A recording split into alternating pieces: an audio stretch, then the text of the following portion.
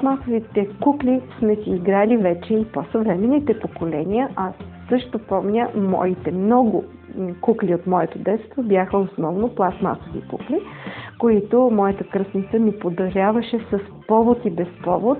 Аз имах една вълшебна стая с много кукли и може би по някакъв начин този ми спомен от моето детство нахлува в днешния ми живот и стана една от причините, една от провокациите да създам тази приказна къща на куклите и да ги покажа и да разкажа на малки и големи какво необятно царство е царството на куклите. Защото те са една огромна тема, много по вид, много като видове, много като функция, много и разнообразни като материали и като происход. Продължаваме нашата беседа с следващите кукли. В стаята с многото кукли, разбира се, че има едно кътче и за едни уникални кукли-марионетки. Тяхната родина е Чехия. В Прага, ако се озовете някога, непременно посетете музея на куклите, музея на играчките, по-точно Храчев музей, където ще видите много и много интересни кукли. Но дори да не стигнете до музея, там всяко магазинче е като музей, защото куклите марионетки са национален символ на Чехия, а в Прага изобилстват и навсякъде, от всякъде намигат и си се обаждат.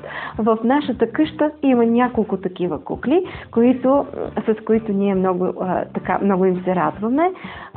Още любопитното е, че в Прага се намира единствения в света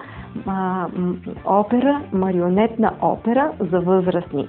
Куклен театър с такива кукли, които играят и такива постановки, в оперетни постановки. Много интересен, много вълнуващ спектакъл. Всъщност, това са прототипи на едни от най-старите кукли, защото куклите на конци са възникнали преди много столетия. И те обикновено задават въпроса, ако този, който води куклите, обърка нещо и те излязат от своята плоскост и тръгнат по някакъв странен, нелогичен път, дали не се случва и с нас хората това? Дали ние не сме кукли на конци и някой не знае на кой и как дърпа конците ни? Въпрос без отговор.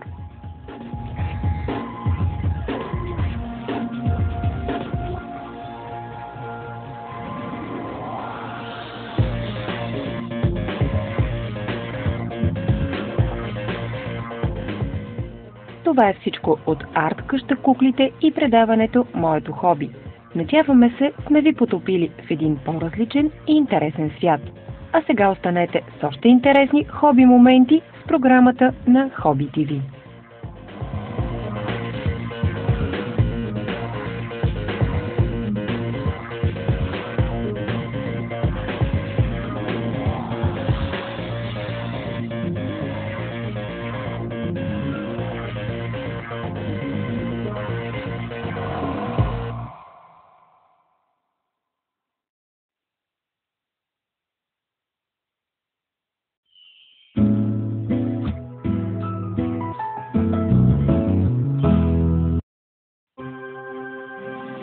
Дестинация България. Вашият туристически гид. Пътувайте с нас!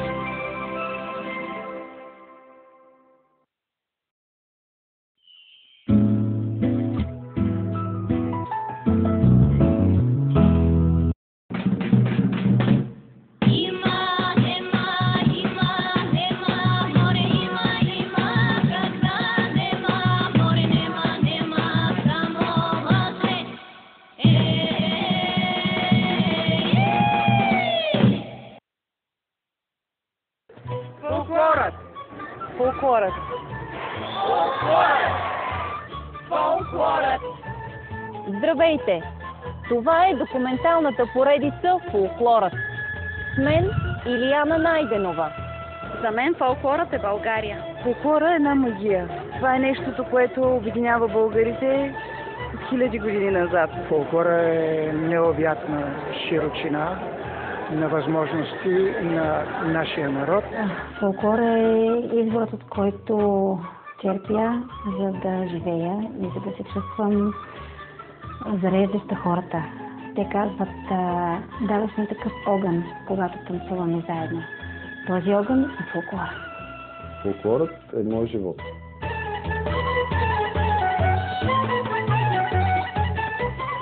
През 2014 година екипа на документалната поредица «Фолклорът» проследи столичния фолклорен фестивал «Хоро се вие извива».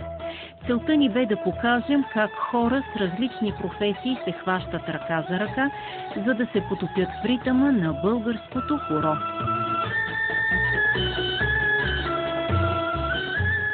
Две години по-късно, през обективите на нашите камери, отново ще ви направим съпричастни към извиващото се хоро, но този път целта ни е да се докоснем до организаторите. И то не защото искаме просто да ги покажем, а за да разкажем за първоначалната идея «Хоро се вие извива». Днес почти във всеки град, та и в селата дори има фестивал или надиграване. Но как се случи това? Кой повлече крак, както казва народа? Може би мнозина помнят времето, в което по сватби и събори хора не се играеха, а България бе завладяна от други музикални и танцовални предпочитания. Отговори на тези въпроси ще потърсим на 10-я национален фолклорен фестивал «Хоро се вие извива». И дали от този фестивал тръгва модната вълна на надигравания за любители от клубовете за народни хора.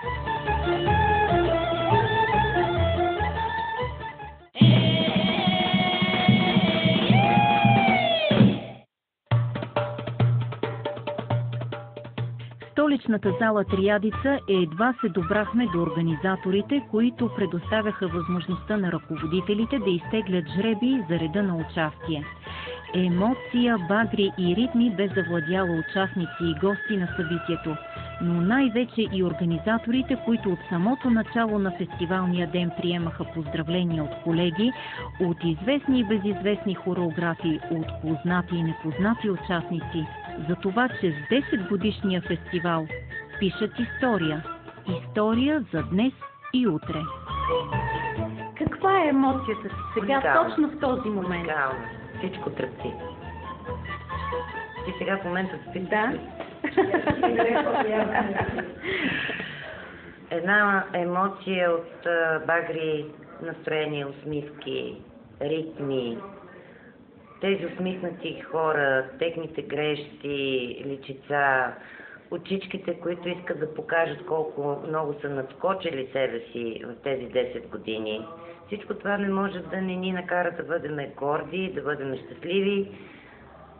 Целта ни е изпълнена. Ние обединихме, ние популяризирахме, ние създадахме първия в България фестивал за групи за народни хора. Любители?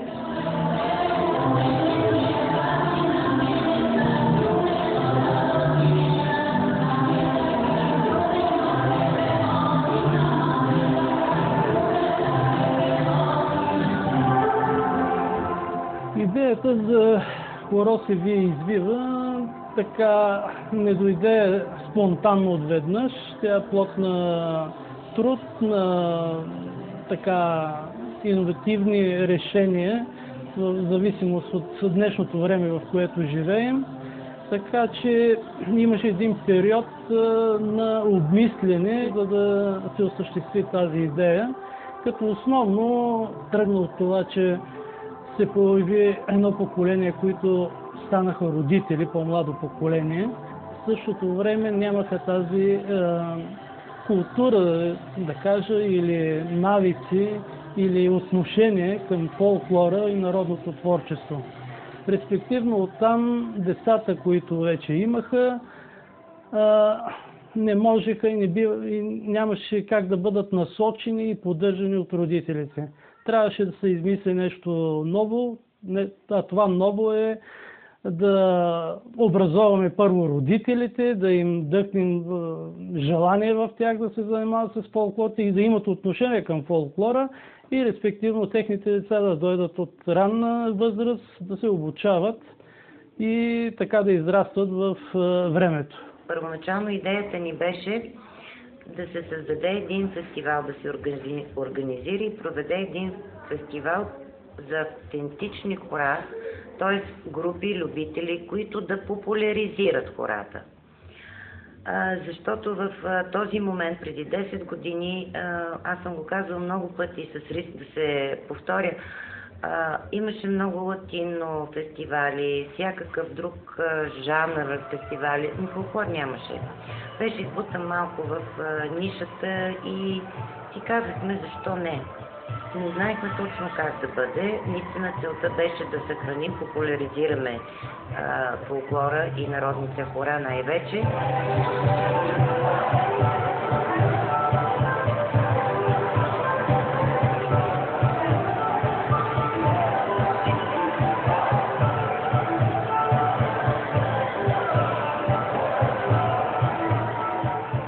Хората ви извива, назря момента да защитим нашата идея с Ева и с ръководството на читалището да организираме такъв форум за изява на любителските клубове за народна хора и да покажем на България, че народното хоро е живо и че то може да поднесе една нова вълна на емоция, да залее България с нещо положително и в тези моменти на преходи и на една несигурност в израстването на младото поколение да бъде една опора, както винаги фолклора дава такава сила. Това след 10 години е доказано, че е факт. Гордеем се, че нашата цел е осъществена. Българското народно хоро е вече много по-популярно. Много хора над 18 годишна възраст вече танцуват и познават българските хора.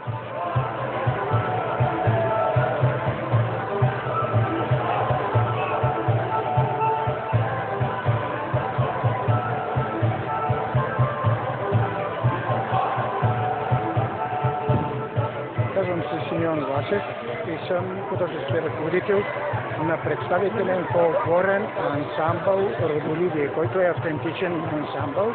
Между другото има много постигнати награди в продължение на вече 5 години от съществуването му.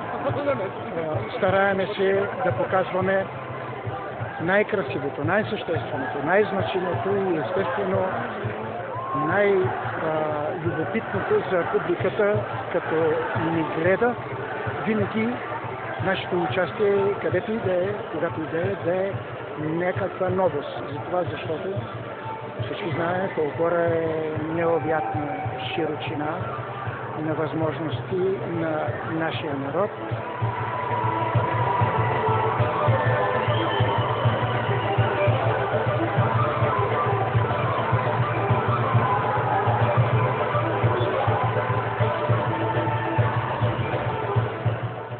Целта беше да съхраним, популяризираме фолклора и народните хора най-вече.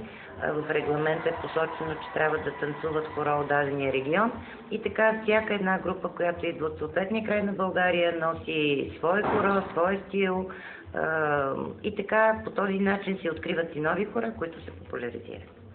Като представители на региона Кюстендил също можем да се гордееме. Затова, защото наистина там фолклора е бил в една много значима сила, за да имаме, естествено, подчертавам, този фолклор, тия кюстендилски хора. Каква е тайната? Каква е магията на българското хоро? За нас магията на българското хоро се свежда до една дума – родолюбие. И за това сме горди. И за това с чест и с удоволствие носиме името като сдружение. Представителен фолклорен ансамбъл, Родолюбие, автентичен.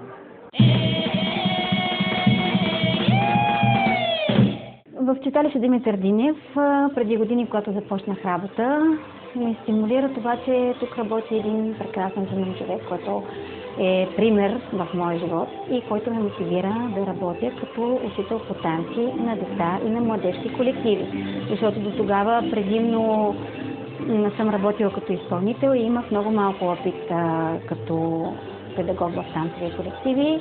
така започна любовта ми към работата в станцията с стари. В стари са Димитър Динев, има различни възрастови групи. През всичките тези години, докато работихме, вече реализирането на идеята да направим фестивала Хората ви извива, тогава беше оформена и такава любителска група за народни хора. И именно тук е мястото да кажа каква е разликата между този клуб за народни хора и танците с стари. В тези танцови клубове хората идват за развлечение, изучават се български народни хора. Най-напред се започва с по-популярните хора. В течение на времето те така се запалват и имат нуждата непрекъснато да учат още и още, което и ги кара да се изявяват и да стигат до такива подиуми и форуми, както Хората ви извива.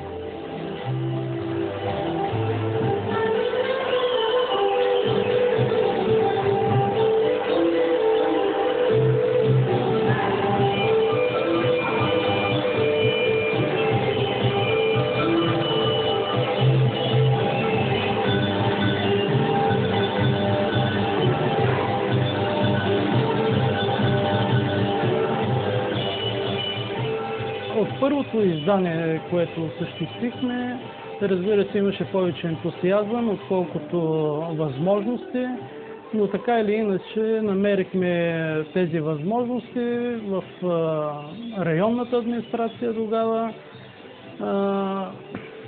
да можем да проведем и първото така състезание Хората ви извива стана и се реализира в спортна зала Триадица. Може би случайно или не, юбилейното състезание също беше в зала Триадица, тъй като през годините търсихме и други възможности, обиколихме цяла София, всички зали, тъй като по едно време и желаещите бяха повече, отколкото съответни зали можеха да поемат. Но мисля, че с това дадохме едно начало и без да бъдем скромни, именно този фестивал така даде един тласък към развитие на повече групи, които се занимават с фолклор.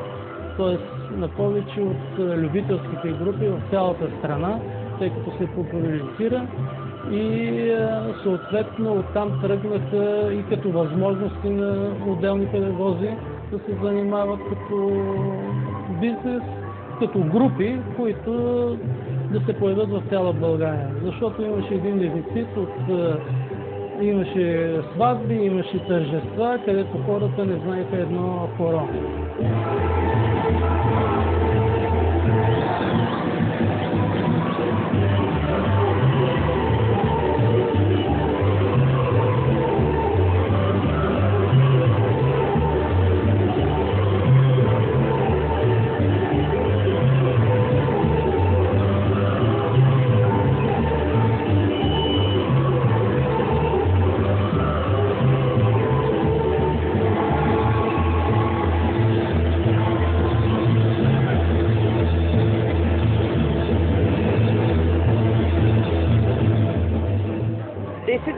Национален фестивал Хоро се вие извива. 10 години национален фестивал Хоро се вие извива. 10 години национален фестивал Хоро се вие извива. 10 години Хоро се вие извива. 10 години Хоро се вие извива.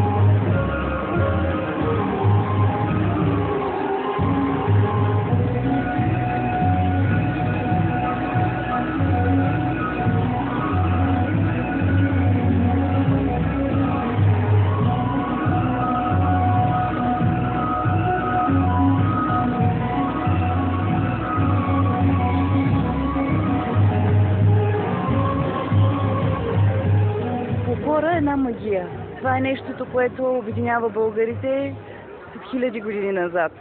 Казвам се Силвия Матева и съм ръководител на клуб за народни танци Моряците от град Варна. Нашия клуб съществува от 4 години и сме най-големия клуб за народни танци във Варна. По-настоящем при нас танцуват над 500 човека. Преди 5 години или 6, ще излъжа, бяхме веднъж на фестивала и сега щастие се организираме пак. И след тук за нас е огромно удоволствие, защото организаторите са страхотни както винаги и както виждате фестивала на едно много добро ниво.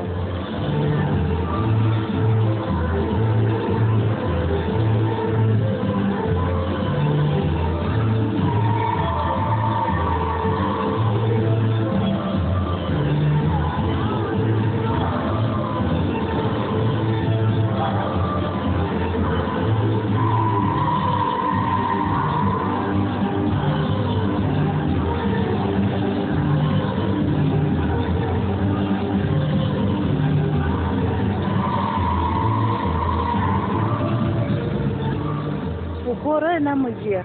Тази магия ние си я носим в сърцата, независимо дали можем да танцуваме или не. В момента, когато хората влязат в залата и започнат да танцуват, това е нещо, което ги кара да се връщат отново и отново. Аз по стечение на обстоятелствата, аз танцувам откакто ходя общо взето. Майка ми беше танцорка, тя беше човека, който ме подтикна да танцувам. И така, по стечение на обстоятелствата, сега съм една от най-щастливите хора на света, защото правя това, което най-много обичам и със щастие ходя на работа всеки ден. С какво зарежда българското хоро българите? Положителна емоция. Нашите повечето ни групи, хората идват след работа, изморени, изтощени, тръгват си изпотени с една широка усмивка и заредени. Когато хората се хванат за ръце, по хорото протича една невероятна положителна енергия и така остават всичко лошо и си тръгват заредени усмихнати.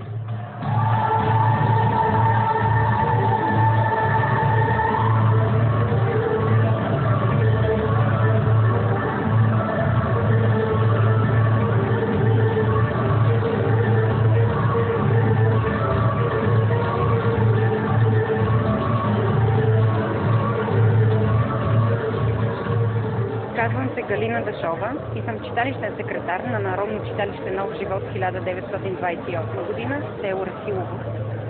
Ние сме фолклорен танцов ансамбъл Рила към същото читалище. Наш ръководител и хореограф е господин Кирил Ампарков. Занимаваме се с народни танци вече от 4 години, но на сцена и на фестивали се изявяваме от 1 година. Играеме хора от всички фолклорни области и се стремиме правилно да ги изучаваме и да ги играеме с жар и добре. Хората в нашия клуб са с различни професии и се събираме в залата, за да се забавляваме и да отпочинем от ежедневието.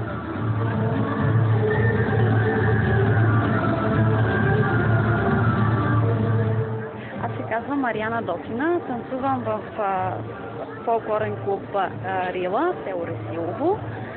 За мен хорото танца е една свобода, едно приятно чувство и винаги се чувствам укрилена, когато танцувам народни хора, независимо на каква сцена, къде, може и дори на улицата, на събори.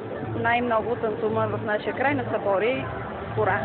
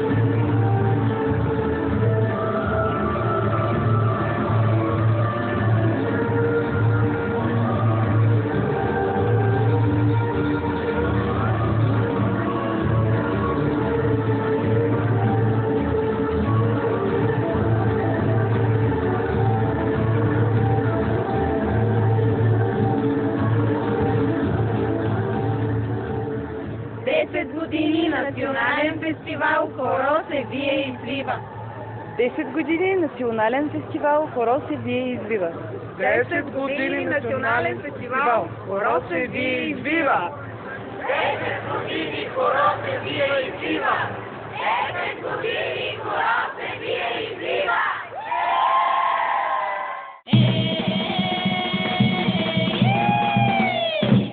Преди вече 11 години създадохме групата за народни хора към читалище Димитър Динев, заедно с господин Ивайло Вълков, който е танцор в държавен ансамбъл Филип Кутев към момента. Преди това в годините сме танцували и работили заедно.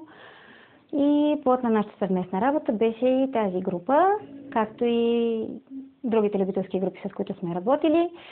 За първия фестивал за участието на Хоро се вие извива, групата трябваше да има име.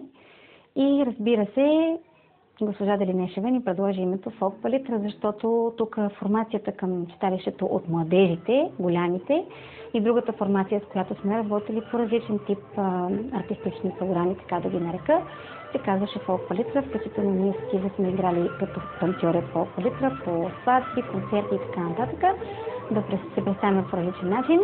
И за това име дойде съвсем естествено, тъй като групата е към читалището, тъй като това е продължение на възрастта, след като станат малко по-големи, всички могат да заповядат в залата, да се научат да танцуват народни хора. И така до днес, вече 11 години, тази група приема любителите, с широко отворени врати читалището радва хората, защото във всеки един ден от седмицата има мероприятие, на което малки и големи могат да намерят себе си и да се почувстват българи, срещайки културата в домското читалище.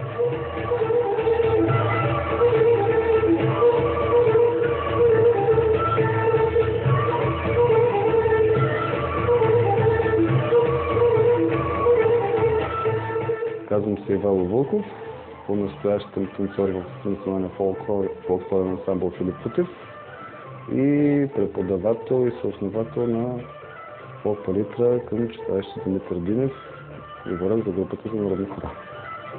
По този начин съхраняваме нашия фолклор, предаваме го за поколението напред, удовлетворение от това, че мога да предам това, което съм научил на други хора, което ми дава приятелство много, защото с течение на времето различни хора идват и остават големи приятелства. Ние сме като, да кажа, едно семейство, но нещо такова.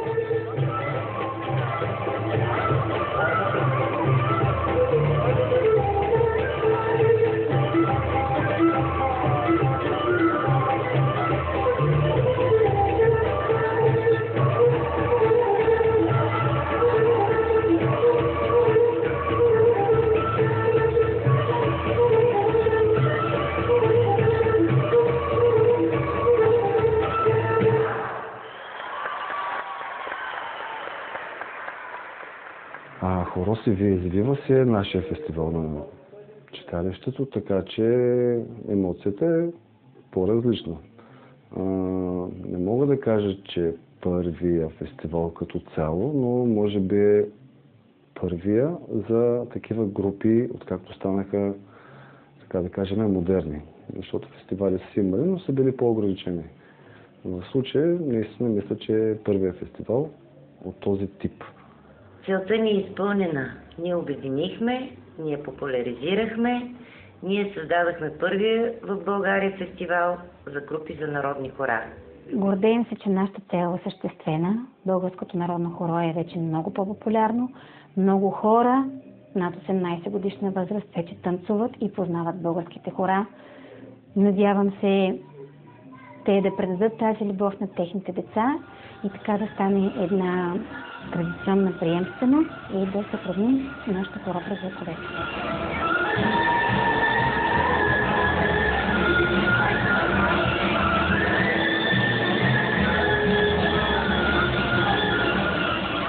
В следващия епизод ще продължим с надиграванията и емоцията на 10-то издание на Хоро се вие извива. Първия национален фестивал за надиграване на любители от клубовете за народни хора.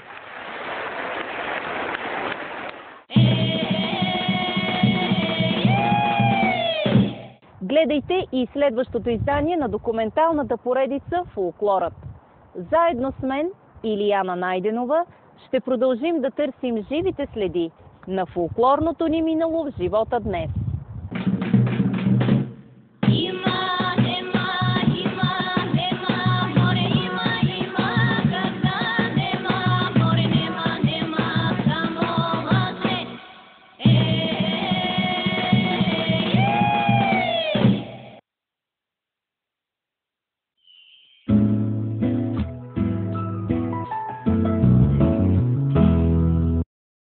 Днес ще ви разкажа за една страшна професия.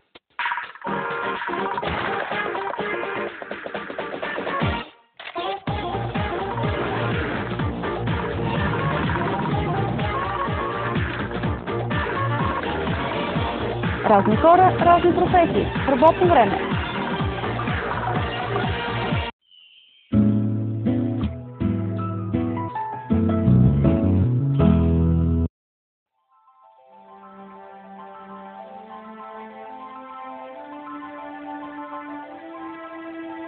Следващата дестинация ще ни отведе Пазарджик. Ще разгледаме един от най-старите музеи в страната, съхраняващ безценни свидетелства за миналото на Пазарджишкия край. Ще посетим селищната могила юнаците край града, най-голямата в Западна България. Етнографската експозиция към Регионалния исторически музей е уредена в една от най-големите и красиви къщи от епохата на Възраждането – къщата на търговеца Никола Христович. Най-голямата възрожденска църква в България, катедралния храм Света Богородица, също се намира в Пазарджик. Църквата е архитектурно-художествен паметник на културата от национално значение. Дестинация България ви дава изключителен шанс да посетите един от най-значимите средновековни паметници на културата в България. Църквата Свети Димитър, село Паталеница, датирана към 11-12 век. Пазарджик е родното място на Константин Величков, писател, художник, политик. Сградата Народната му къща е архитектурно-художествен и исторически паметник на културата от национално значение. Експозицията Художествена галерия Станислав Доспевски в Пазарджик представя българското изобразително изкуство от края на миналия век до наши дни. Ще разгледаме къщата музей Станислав Доспевски, съхранила атмосферата и времето, в които е живял и творил художникът. Ще научим повече и за твореца и човека Георги Герасимов в къщата музей, посветена на живота и творчеството на една противоречива личност.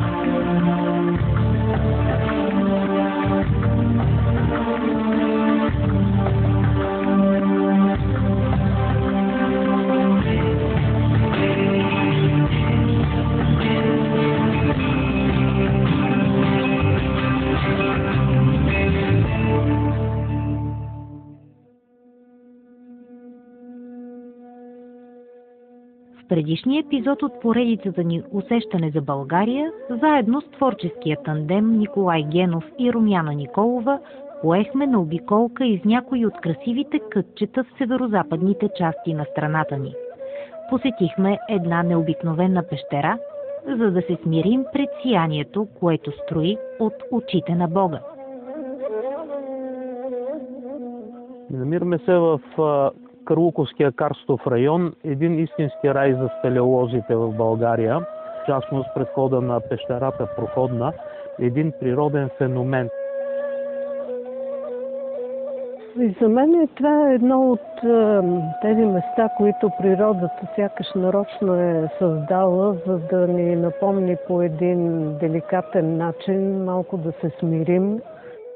Преминахме през следващ пещерен тунел, за да достигнем до приказния извор на река Златна Панега, хипнотизиращ сетивата с необичайните си цветове.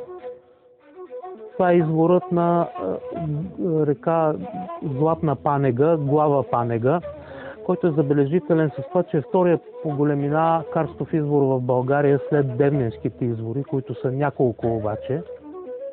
и се потопихме в романтичната мъгла на обвеяното с легенди средновековие в околностите на Гложенския манастир. Няма нищо по-хубаво от лошото време. То придава така особен драматизъм на пейзажите и като гледаме този манастир така изумително кацнал като някакво гнездо върху скалата, веднага ли става ясно защо около създаването му са се родили и толкова легенди. Останете с нас и в този епизод, в който нашата цел са спиращите дъха скалисти брегове в североизточния край на Черноморието ни.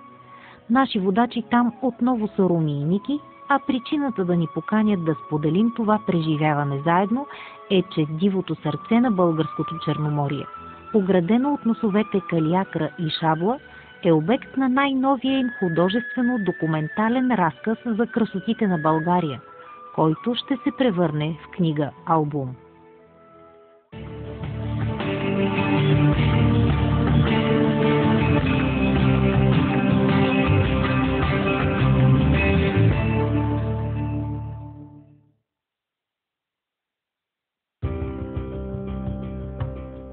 В разгара на пролетта пътуваме на север от Варна и с нетърпение се взираме да видим първите къщета морска синева вдясно от хоризонта на пътя.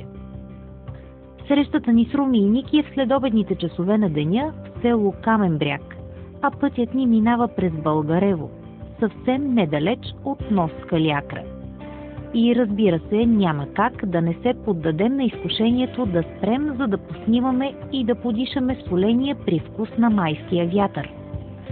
А той неуморно задвижва перките на полетата от ветрогенератори, създаващи едновременно усещането и за модерност, и за безвремие.